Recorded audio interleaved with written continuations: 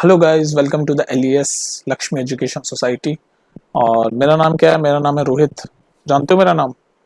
क्यों जानोगे? इतना इंपॉर्टेंट ही नहीं है। इंपॉर्टेंट तो ये टॉपिक है। क्या है topic? Explain Newton's first law from second law expression. तो देखो, प्रीवियस वीडियो में मैंने आपको क्या क्या पढ़ा रखा है। मैंने कहा आपको इस चैप्टर में force and laws of motion में न्यूटन फर्स्ट लॉ एक्सप्लेन किया हुआ है ना। फिर मैंने आपको मोमेंटम एक्सप्लेन किया है, मोमेंटम क्या होता है ना। उससे भी पहले न्यूटन फर्स्ट लॉ से भी पहले मैंने आपको ये बताया कि बैलेंस अनबैलेंस फोर्स क्या होता है। ये सारी वीडियोस बनाई है ना, सीक्वेंस में देखो। फिर मोमेंटम क्या होता है, फिर इसके बाद मैंने बताया था न्यूटन सेकंड लॉ क्या होता है। ठीक है। और इस वीडियो में हम ये पढ़ रहे हैं कि हम न्यूटन फर्स्ट लॉ को कैसे एक्सप्लेन करें, जो सेकंड लॉ में हमने एक्सप्रेशन ढूंढा निकाला था मैथ्स का। उस सेकंड लॉ से हम फर्स्ट लॉ को कैसे एक्सप्लेन कर सकते हैं। क्या क्या वो दोनों कनेक्टेड है? क्या हम एक्सप्लेन कर सकते हैं? तो आज की वीडियो यही है। समझ रहे मेरी बात को? तो देखो, इस वीडियो में हम क्या करेंगे, तो आप, मैं ये मान के चल रहा हूँ कि आपने न्यूटन सेकंड लॉ वाली वीडियो देख ली है। तो पहले न्यूटन सेकंड लॉ वाली वीडियो देखना, तभी ये वाली वीडियो पे आना। न्यूटन सेकंड लॉ वाली और न्यूटन फर्स्ट लॉ वाली, ये दोनों वीडियो देखी हुई होनी चाहिए आपकी। तब जाके तो ये समझ आएगी कि भाई फर्स्ट लॉ हम सेकंड लॉ के मैथमेटिकल एक्सप्रेशन से कैसे एक्सप्लेन कर सकते हैं। ये है ना बात। तो उसके लिए पहले फर्स्ट लॉ पता होना चाहिए, सेकंड लॉ पता होना चाहिए, तभी तो कर पाओगे इसको, समझ पाओगे। ठीक है। तो देखो, इसमें क्या होता है, छोटी सी वीडियो है, ज्यादा लंबी वीडियो नहीं है। तो पहले तो ये बताओ कि न्यूटन सेकंड लॉ का जो मैथमेटिकल एक्सप्रेशन है वो क्या होता है। तो वो डिटेल में पढ़ने के लिए तो न्यूटन सेकंड लॉ वाली वीडियो देख लेना। मैं एक्सप्रेशन लिख देता हूँ। न्यूटन सेकंड लॉ का एक्सप्रेशन ये होता है। न्यूटन सेकंड लॉ का जो मैथमेटिकल एक्सप्रेशन है ना, या बोलो आसान भाषा में, मैथमेटिकल जो फॉर्मूला है वो क्या है? क्या है बताओ? नहीं बताओगे? कुछ तो बता दो। Force is equal to mass into acceleration. ये है न्यूटन सेकंड लॉ का mathematical expression. Force is equal to mass into acceleration. अब देखो, हमें, हमारा टॉपिक क्या है कि हमें इस वाले मैथमेटिकल एक्सप्रेशन से न्यूटन फर्स्ट लॉ को एक्सप्लेन करना है। तो इससे हम न्यूटन फर्स्ट लॉ कैसे एक्सप्लेन करेंगे बताओ? ये हमारे न्यूटन सेकंड लॉ का मैथमेटिकल फॉर्मूला है, इससे हमें न्यूटन फर्स्ट लॉ एक्सप्लेन करना है। तो देखो कैसे एक्सप्लेन करेंगे। तो पहले मैं थोड़ा सा आपको बता देता हूँ न्यूटन फर्स्ट लॉ होता क्या है, थोड़ा सा। तो आसान भाषा में जो हमारा फर्स्ट लॉ है वो क्या कहता है? फर्स्ट लॉ हमारा ये कहता है, देखो मैं बताता हूँ। फर्स्ट लॉ कहता है द बॉडी, बॉडी मतलब कोई भी object, the body at rest will remain at rest. ठीक है। डिटेल में पढ़ लेना है फर्स्ट लॉ वाली वीडियो देख के। The body at rest will remain at rest and body in motion, body मतलब कोई भी object, and body in motion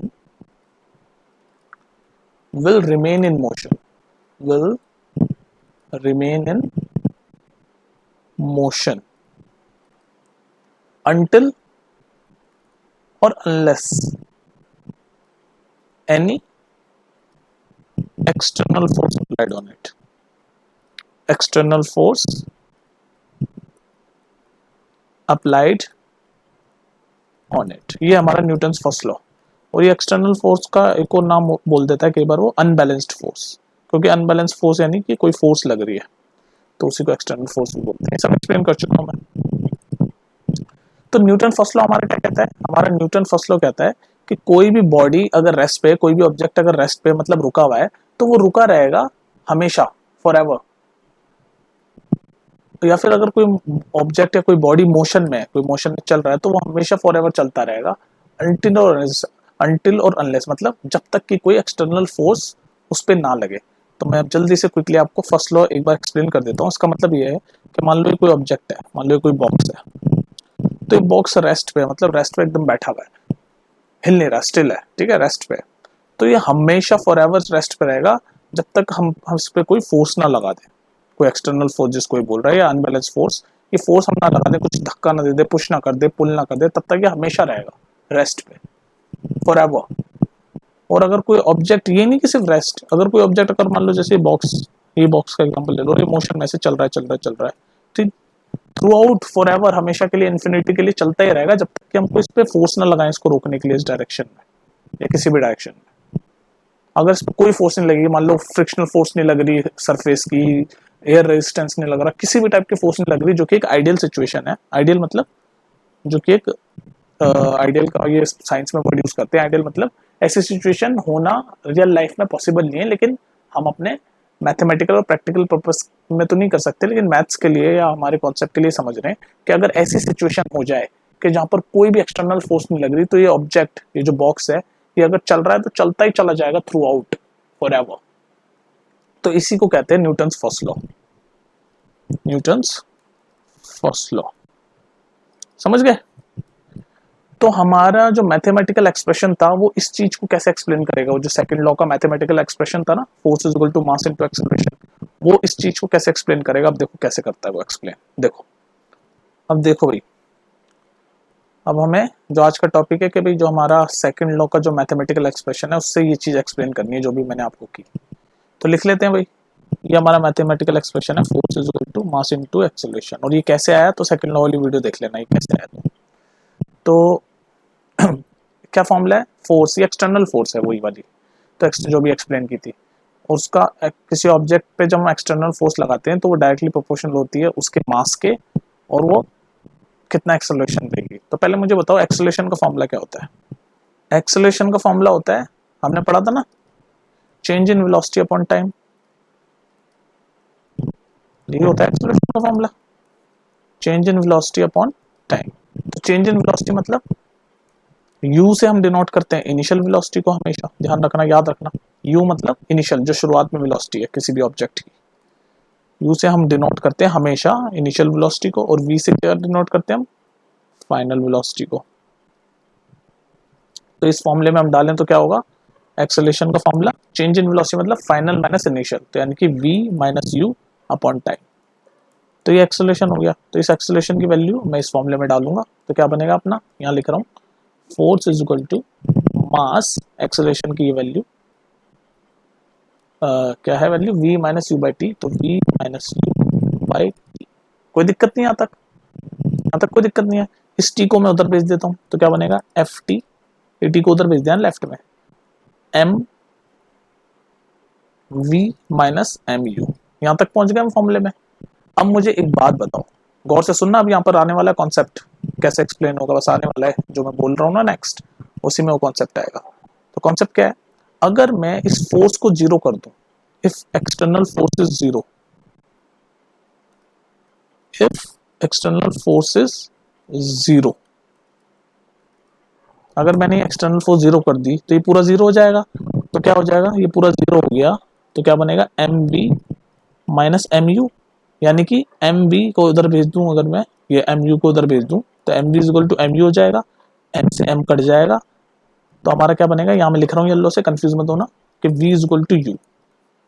अगर हमारी एक्सटर्नल फोर्स जीरो हो जाती है तो इनिशियल वेलोसिटी, u मतलब इनिशियल वेलोसिटी, और फाइनल वेलोसिटी, ये दोनों इक्वल हो जाती है। अगर हम कोई फोर्स नहीं लगाते, एक्सटर्नल फोर्स मतलब अगर किसी ऑब्जेक्ट पे हम फोर्स नहीं लगाते, तो इनिशियल वेलोसिटी और फाइनल वेलोसिटी इक्वल हो जाती है। इसका मतलब क्या है? इनिशियल वेलोसिटी और फाइनल वेलोसिटी अगर इक्वल हो जाए, तो इसका मतलब ये है कि अगर कोई ऑब्जेक्ट, वही एग्जांपल बॉक्स वाला, अगर वो चल रहा है तो वो चलता ही चला जाएगा हमेशा के लिए, क्योंकि उसकी कोई फाइनल वेलोसिटी होगी नहीं, दोनों बराबर ही हैं, जो इनिशियल है वही फाइनल है, क्योंकि वो चलता ही जा रहा है भाई।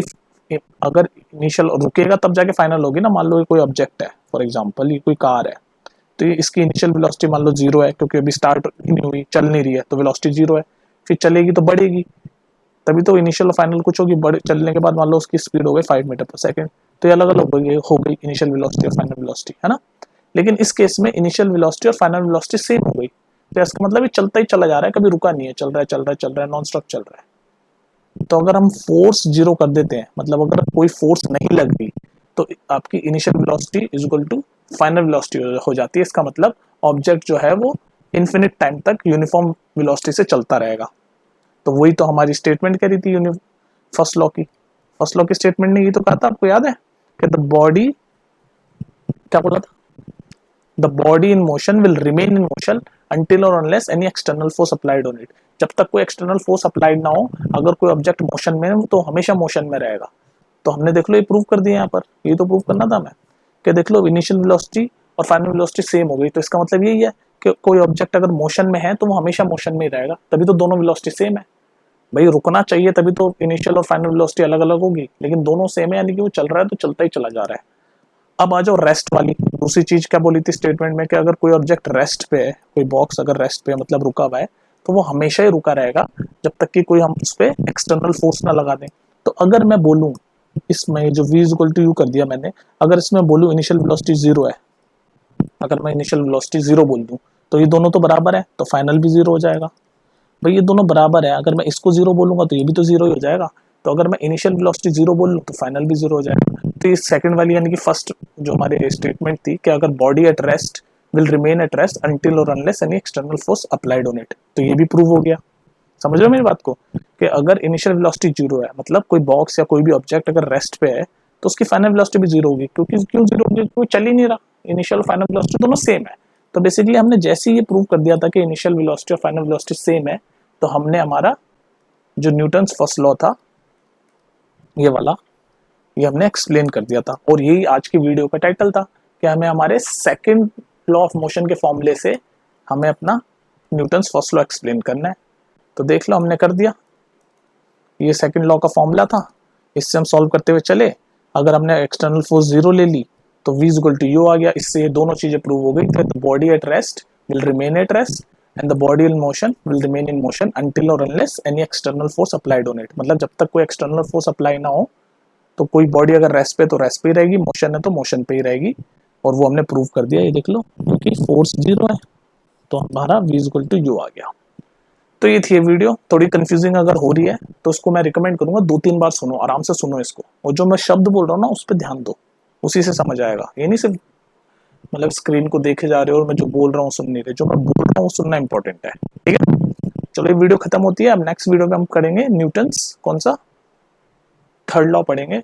उससे पहले इम्पल्स पढ़ेंगे, इम्पल्स क्या होता है, फिर थर्ड लॉ, बस चैप्टर खत्म होने वाला है, नेक्स्ट 2 वीडियो में चैप्टर खत्म है, ठीक है। चलो फिर टेक केयर।